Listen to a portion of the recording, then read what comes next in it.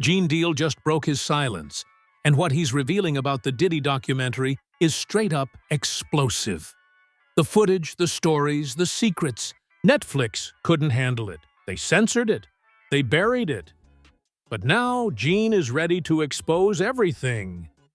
50 Cent and the production team refused to show. And trust me, what he's about to say will make you question everything you thought you knew about Diddy, his empire, and the people around him. For years, Gene was in the middle of it all. He saw the parties, the violence, the betrayals. He protected Diddy's world from chaos. But he also saw the dark corners nobody talks about. And now, he's stepping forward with footage, insider knowledge, and truths too hot for mainstream eyes. The City College tragedy, Anthony Wolf Jones, Kim Porter, A-list celebrities paying to stay off camera. Every single story that was buried, sanitized, or ignored. Gene has it all, and he's not holding back.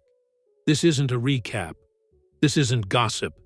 This is first-hand, uncensored, behind-the-scenes chaos. What you're about to hear could change the way you see Diddy forever. And it all starts now, because Gene Deal is finally telling the truth. Gene Deal has been quiet for far too long, but now he's finally speaking. And when he does, the stories he tells aren't just shocking. They're dangerous. For years, he was Diddy's right-hand man, the man who saw everything firsthand. The parties, the deals, the violence, and the burials, the money disappearing into pockets nobody knew existed. And all of it was meticulously documented. Photos, footage, receipts. Gene kept it all. He knew one day the truth would need to come out. And now, after years of watching stories get twisted, censored, or sanitized, that day has come. Gene was supposed to be part of 50 Cent's Netflix documentary. He thought it was finally going to be the moment to expose everything. He had footage, witnesses, and receipts that would blow the lid off Diddy's empire. But something went wrong. A meeting with the director, Alex Stapleton, changed everything. According to Gene, the director treated him like a liar, like his years of work, his proof, his time, meant nothing. "I had invoices, I had pictures, I had videos," Gene said. "And she's sitting there telling me I'm lying." Gene tried to negotiate a fair deal. He wasn't asking for a fortune, just respect. He wanted to include two other men who had been in Diddy's inner circle from the beginning, Tim and Kirk Burroughs. Between the three of them, they could have told the entire story. From Diddy's childhood and the street life, to his rise in the music industry, to the chaos behind every high-profile deal. Gene asked for $50,000 for all three men. That's it. A fair price for years of evidence, insider knowledge, and first-hand accounts. But the director dismissed it. Then came the bombshell. 50 Cent doesn't control the documentary. His name is just a brand. Gene wasn't just disrespected. He was blindsided. It's hard to overstate what this meant. The man who knew the most about Diddy, who risked his life protecting him, walking away from the project? That's why the documentary feels incomplete, like a puzzle missing the most important pieces. Gene isn't just upset about being ignored. He's furious that the truth was buried, the stories sanitized, the people who should have faced consequences protected. And it gets darker. Because this isn't just about money or recognition.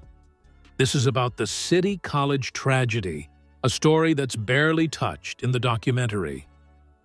December 28, 1991. A celebrity basketball event at City College packed with thousands of fans and big names like Mike Tyson and L. Cool J. Gene Deal and his security team were ready. 18 men, dogs, gates, a full plan to control the crowd. But the night before, Diddy fired Gene's team on a whim. Heavy D didn't want them there. Just like that, the crowd was left unchecked. When the doors opened, chaos erupted. People surged forward. Kids got trapped in stairwells. And then there was Jessica Rosenblum, a promoter who panicked. Not about the safety of the kids, but about the cash from ticket sales. She locked a door at the bottom of the stairs, trapping hundreds inside. 9 young people were crushed to death. Gene tried to save them, running through the gym, opening doors, performing CPR. One boy died in his arms. The heartbreak, the rage, the guilt, Gene lived it all. And yet, the documentary doesn't tell you who locked that door. It barely scratches the surface. Heavy D, Diddy, and the rest get highlighted, but Jessica? Nothing. Accountability erased. Then there's Anthony Wolf Jones, one of the most loyal men to ever work for Diddy. Head of security from day one. Wolf knew everything. The deals, the parties, the bodies, the bribes. And Gene says Diddy's actions directly led to Wolf's murder. The documentary barely mentions him, a few photos, a passing comment. But Gene has details, timelines, connections to the Black Mafia family. Proof that the murder wasn't random. This story was too dangerous for Netflix, too controversial for 50 Cent, and far too explosive for the public. But Gene has it, and he's ready to tell it. You start to see the pattern. Every story that could hurt someone, that could reveal the real power dynamics in the industry, is missing from the documentary. Kim Porter, Diddy's ex, mother of his children, died suddenly at 47. The documentary mentions her in passing. No context, no explanation, no exploration of what she saw, what she knew, the influence she had, or the dangers she faced.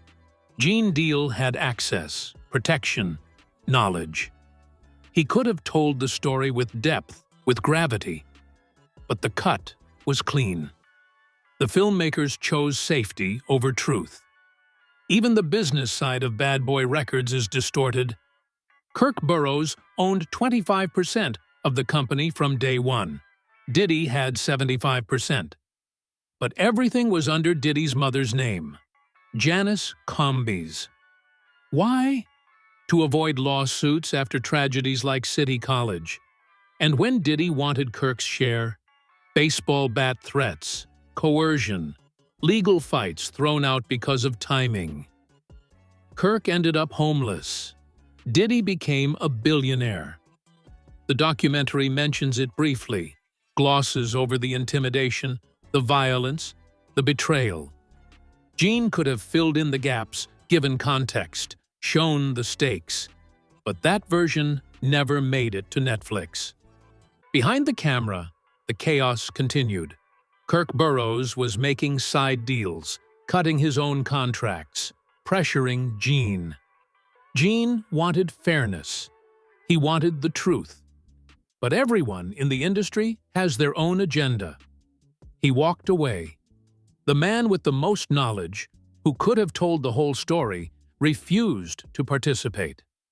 That's why the documentary feels hollow, why it leaves questions that can't be answered without Gene's insight. And then there's the footage. Private, intimate, behind-the-scenes videos that 50 Cent used in the documentary. Conversations between Diddy and his lawyers, strategy talks, private moments. How did 50 Cent get this footage? Who leaked it? Was it stolen, legal, illegal, or somewhere in between? Gene hints that Diddy has a history of not paying people, that someone in his orbit may have sold it to 50 Cent out of revenge or self-preservation. It's murky, it's shady, And it's exactly the kind of story that reveals the hidden power structures, the manipulation, and the danger surrounding Diddy's empire. And Jean has more. Misa Hilton, mother of Diddy's first son, Justin, hired Jean for protection. She was terrified of Diddy. Jean made it clear, if Diddy shows up, no one's getting hurt. That's the trust, the reputation, the respect he commanded. But the documentary doesn't include stories like that. It doesn't show the nuance, the protection, the loyalty, or the fear. It's all framed to highlight Diddy's flaws, to create villains, but it misses the full scope of the environment he operated in, the people he endangered, the lives affected, the unsung heroes who tried to protect others. This is the video of Gene Deal's story. The setup, the betrayal, the censorship.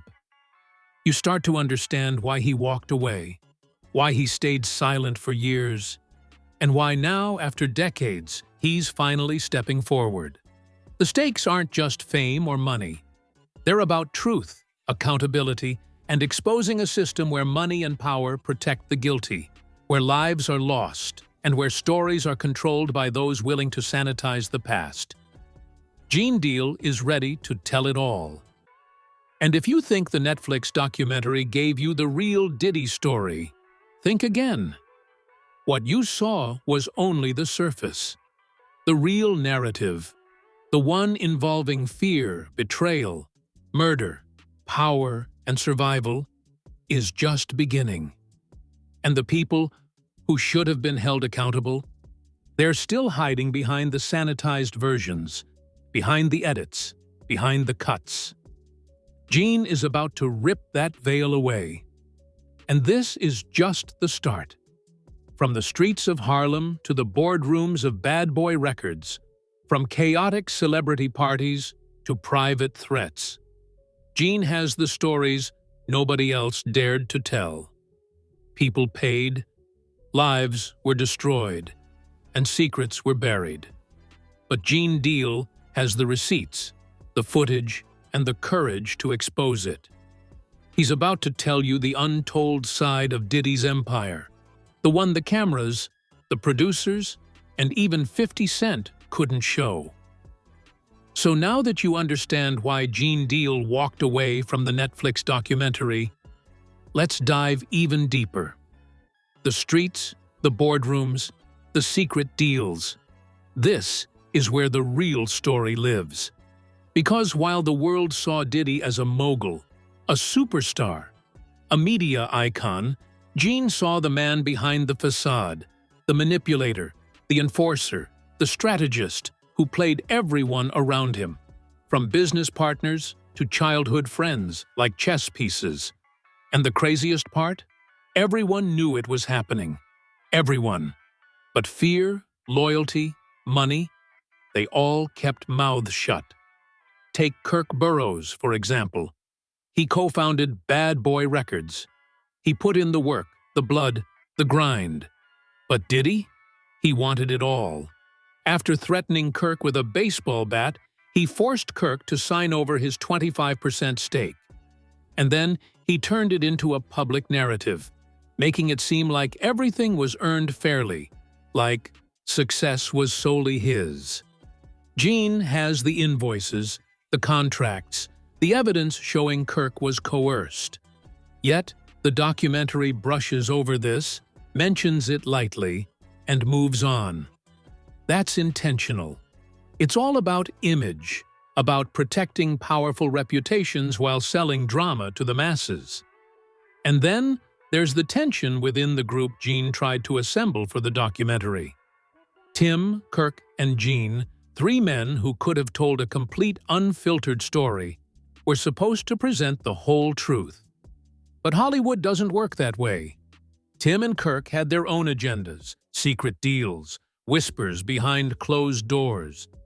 Gene tried to keep everyone honest, tried to get a package deal for $50,000. That was his price for years of first-hand knowledge. But while Gene was negotiating in good faith, Kirk was making under-the-table side deals. Classic industry play. Look out for yourself before anyone else. Gene discovered it, confronted them, and realized he couldn't trust anyone to tell the truth properly. That's why he walked away. And it's not just business betrayal. It's personal. Gene witnessed violence that would chill most people. He was there when Diddy attacked Misa Hilton in the street. He protected people from Diddy's outbursts. He saw the chaos at parties where A-list celebrities mingled with the dangerous underworld of organized crime. He saw how Diddy manipulated the law, the media, and his own inner circle. Every move was calculated. Every smile, every handshake, every deal had a hidden threat behind it. And the documentary? It shows a polished version. Glamorized, sanitized, safe. But Gene has the raw, uncut footage, and he's ready to reveal it. Let's go back to the City College tragedy. 9 lives lost. People blamed the crowd, blamed Diddy, blamed chaos. But Gene knows the truth. The security team he brought? Fired at the last minute. The promoter, Jessica Rosen Blum, locked a door to protect cash, trapping kids inside. Gene's team had to scramble to open exits and save what they could. CPR on teenagers, the smell of blood, panic, parents screaming, chaos everywhere. And the documentary? It mentions Diddy and Heavy D. That's it. The real culprits, the mismanagement, the missed opportunities to save lives? Gone. Wiped clean. This is why Gene's account is so critical. Without him, the story is incomplete. Then there's Anthony Wolf Jones. Gene says Wolf's murder wasn't random. It was connected to everything Diddy orchestrated behind the scenes. Wolf was loyal, intelligent, and knew too much. He had witnessed the rise of bad boy records, the parties, the violence, the bribes, the buried secrets. And because of his knowledge, because he had seen the darkest sides of the industry, he became a target. Gene's sources link the murder to organized crime, specifically the Black Mafia family, names that most people only whisper, but Gene is naming them, explaining connections, showing timelines, and proving how Diddy's actions set a chain reaction that led to Wolf's death. The documentary barely touches it. A couple of photos, maybe a line about security, but the investigation, the depth, the danger, missing. Now, let's talk about celebrities. Diddy's parties were legendary. Actors, musicians, athletes, politicians, everyone wanted an invite. But Gene says the documentary completely missed the stories from these events. Why? Because A-list celebrities paid to stay out of it. They didn't want to be tied to scandals, crimes, or controversies. And 50 Cent? He took the money, because at the end of the day, he's a businessman. That's the truth the documentary won't tell you. Power and money protect people even when the crimes are blatant, even when lives are lost. Gene's footage exposes this, showing not just Diddy's actions, but the complicity of the rich and famous. Kim Porter is another story they avoided. The documentary barely addresses her. Official cause of death, pneumonia. But Gene hints at a deeper narrative, one that involves knowledge of Diddy's inner circle secrets and situations that could have destroyed careers if revealed. Kim knew everything: the parties, the deals, the manipulations. And when she died suddenly, the narrative conveniently avoided what she might have known. Gene had access, protection, and insight. He could have told the story in a way that revealed the stakes and the hidden power plays. But they didn't want that. They wanted a story they could package, sell, and release without danger. And speaking of danger, let's touch on the footage 50 Cent used. Intimate, private, behind-the-scenes videos showing Diddy discussing legal strategies, media complaints, and personal frustrations. How did 50 Cent get it? Gene speculates about stolen footage, paybacks, legal gray areas. Diddy has a history of not paying those around him. Maybe someone decided to take revenge. Maybe it was sold. Maybe it was entirely legal. The point is, the footage is explosive, revealing, and dangerous. It's the kind of material that could ruin careers, expose crimes, and change public perception. And yet, it's treated casually in the documentary, stripped of context and significance. Gene also exposes the internal conflicts that the public never sees. People like Kirk, Tim, and others were jockeying for power, trying to secure deals and protect themselves. Loyalty was fleeting. Betrayal was routine. And Gene? He tried to be the stabilizer, the honest broker, the one who could tell the full story without personal agendas. But Hollywood isn't about truth. It's about spectacle, ratings, and brand names. Gene realized early that the documentary wasn't about telling the truth. It was about selling a narrative. And that's why he walked away. Now we move into the psychological side of this saga. Gene watched Diddy manipulate, intimidate, and control everyone in his orbit. Friends, partners, security teams, even family. Every relationship was transactional, every loyalty tested. Gene saw the emotional toll on people, fear, anxiety, paranoia, and even guilt when people realized they were complicit in things they couldn't publicly admit. And the documentary? It shows Diddy's charm, his charisma, his leadership, but the manipulation, the coercion, the fear, that's all left out. Gene's account fills that void, showing the darkness behind the empire, the human cost of power and ambition. Even small details matter. Misa Hilton hiring Gene to protect her, how she trusted him, the quiet moments when she confided fears about Diddy, the calculated ways he ensured her safety. These human moments reveal the stakes, the courage, and the loyalty involved. They show the side of the story that's intimate, personal, and dangerously close to the truth. The documentary doesn't include this. It doesn't need to. It's not about human stories. It's about the public image. Gene's version? Raw, unfiltered, real. By now, it's clear. Gene Deal isn't just leaking stories. He's exposing a system of censorship, manipulation, and selective storytelling. He's showing how power, money, and fear shape narratives, protect the guilty, and hide the victims. From murders to business betrayals, from celebrity complicity to the manipulation of public perception, Gene's accounts reveal the mechanics behind the public image of Diddy's empire. And these aren't just rumors. They're documented, corroborated, and firsthand. Gene's revelations also force us to question the role of documentaries themselves. How much is real? How much is edited to fit a narrative? How much is censored to protect reputations or secure deals? Gene's experience shows that even when a project claims to tell the truth, the reality is far more complex. People are negotiating, lying, hiding, and manipulating behind the scenes. The final product, the polished, viewable documentary, is just the tip of the iceberg. And this is where this video ends, but it leaves us at a crossroads.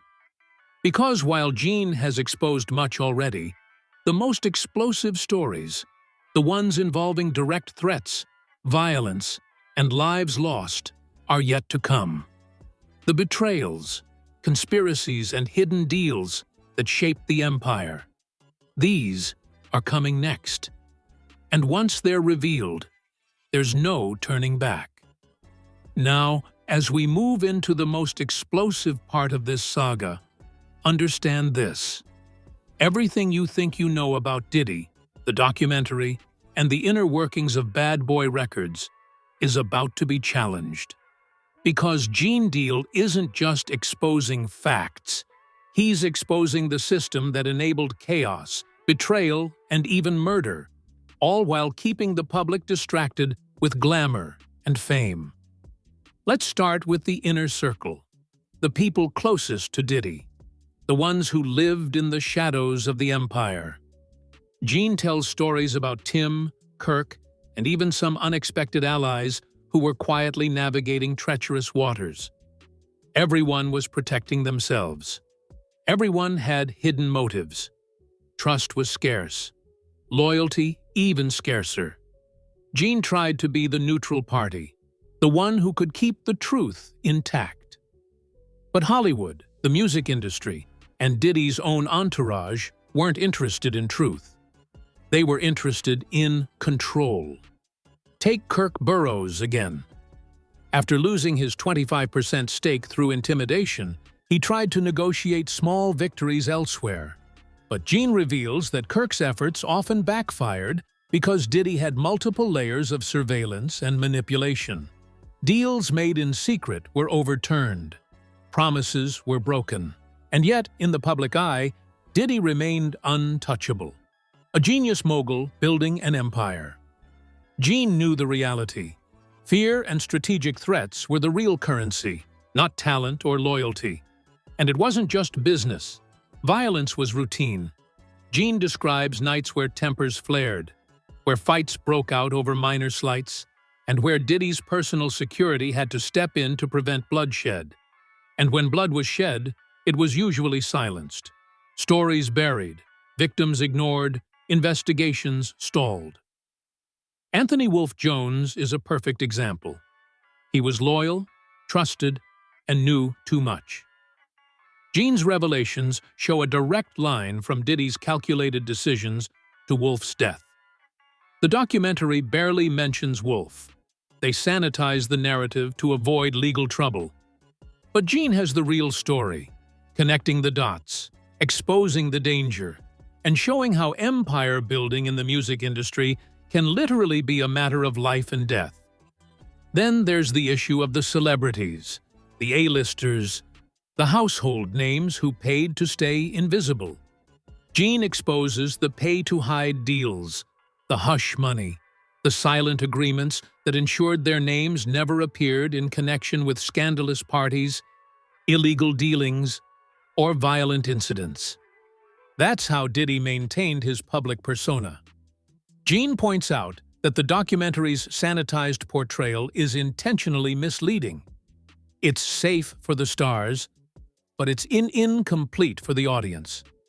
The real drama, the real risk, the real stakes are all behind closed doors, captured in Gene's footage and first-hand accounts. Let's circle back to Kim Porter. The official story of her death, pneumonia, is accepted publicly, but Gene hints at a deeper truth. He had insight into her life, the pressures, the secrets she carried, and the dangerous knowledge she possessed about Diddy and his empire.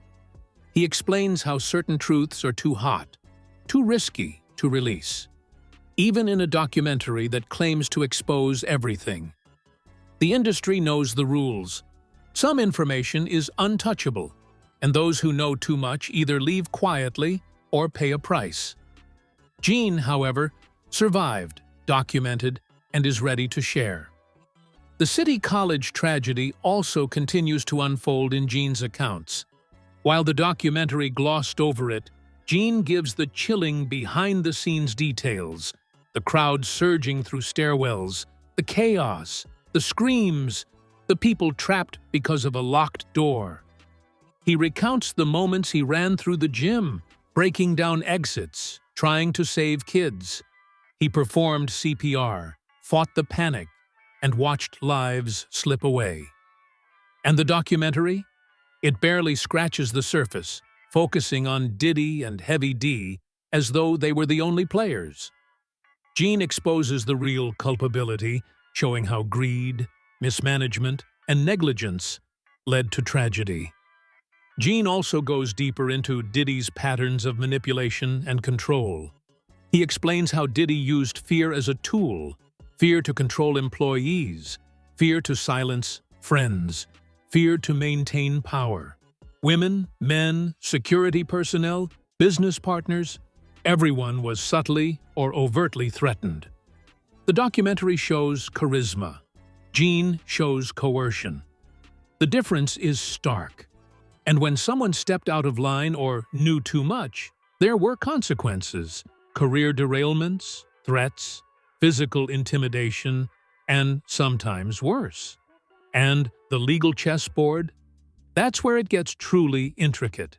Gene exposes how Diddy's legal team, combined with strategic media control, ensured that lawsuits, investigations, and criminal inquiries were stalled or redirected. Documents were buried, evidence manipulated, and witnesses coerced. It wasn't just a game, it was survival.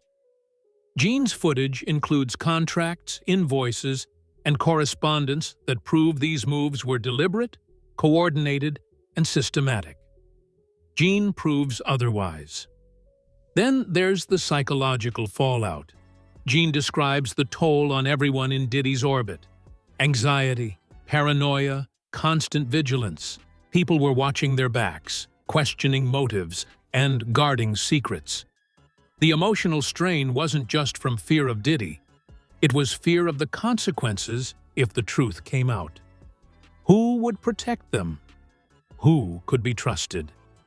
Gene himself navigated this minefield for years, walking a tightrope between survival and exposure. And now, finally, he's revealing everything. The escalation of betrayal is relentless. Even within Gene's close circle, side deals, secret negotiations, and underhanded tactics were constant. Kirk's private negotiations, Tim's hidden agendas, everyone was looking for an advantage. Gene tried to maintain transparency and fairness, but he quickly realized that, in an empire fueled by power and fear, ethics are often irrelevant. This is a world where loyalty is conditional, money dictates allegiance, and truth is flexible. And here's the kicker. The documentary's supposed revelations are mostly prepackaged narratives, carefully edited for maximum audience engagement, but minimum risk. Gene says most of the scandals are old news, known within the industry, and sanitized for public consumption. The only truly new content? Behind-the-scenes footage, moments of vulnerability, interactions that the public never sees. And Gene has it all. Footage, first-hand accounts, documents, and personal stories that make the sanitized version pale in comparison. Gene also reveals patterns of repeated violence. From physical altercations to manipulative relationships, the behavior wasn't occasional. It was structural. He recounts multiple incidents where Diddy used intimidation to maintain control, showing a calculated approach to fear as a management tool. Meanwhile, the documentary shows one viral moment, frames it as shocking, and moves on, ignoring decades of repeated behavior. Gene's insight paints the full picture, the method behind the madness. And let's not forget the human element, the lives affected, the people trapped in this web of power, fear, and manipulation. Gene shares moments of compassion, moments where he protected people, intervened, and tried to maintain some balance. From Misa Hilton to other women in Diddy's orbit, Gene's actions contrast sharply with Diddy's calculated manipulation. These human stories give depth, context, and a stark reminder that behind fame and fortune, people's lives are at risk. Finally, the crescendo of this story comes down to accountability and exposure. Gene Deal has waited years, collected footage, evidence, and first-hand accounts, and is now prepared to reveal it all. The betrayals, the deaths, the secret deals, the coercion, the violence, the cover-ups, all of it. And this is where the narrative breaks open, exposing not just Diddy, but the entire system that allowed him to operate unchallenged for decades. The documentary may have been a start, but Gene's revelations are the full, unfiltered story, raw, dangerous, and undeniable. And that's where we end this video, but only for now. Because Gene Deal's revelations are ongoing, the industry, the players, the hidden forces, they're all watching. The stories, the truths, the hidden footage. Once released, there's no turning back. The empire isn't just exposed, it's vulnerable. And for those who've been waiting for the uncensored truth, it's finally coming to light. Now, before we wrap this up, think about everything Gene Deal has just revealed. The hidden truths, the betrayals, the untold stories, the lives lost, the power plays, and the dangerous secrets that were buried for decades. The documentary you watched on Netflix gave you a glimpse, but it was filtered, sanitized, and carefully edited to protect some people while exposing others. Gene's revelations, they pull back the curtain entirely. And here's the thing, you have to ask yourself, what else is out there that we don't know?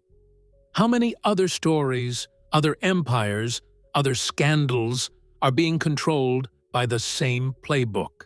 Gene Deal has shown us that truth isn't always convenient, it isn't always safe, and it sure as hell isn't always told. But now, the record is out. The footage, the accounts, the insider intel, it's all starting to see the light of day. So here's the question.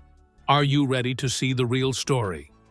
Are you ready to look past the headlines, the narratives, and the PR campaigns to face the raw, uncensored truth? Because this is just the beginning. And trust me, the deeper you dig, the darker, more shocking, and more unbelievable it gets. Stay tuned, stay aware, and keep your eyes open, because Gene Deal isn't done revealing the empire behind the curtain.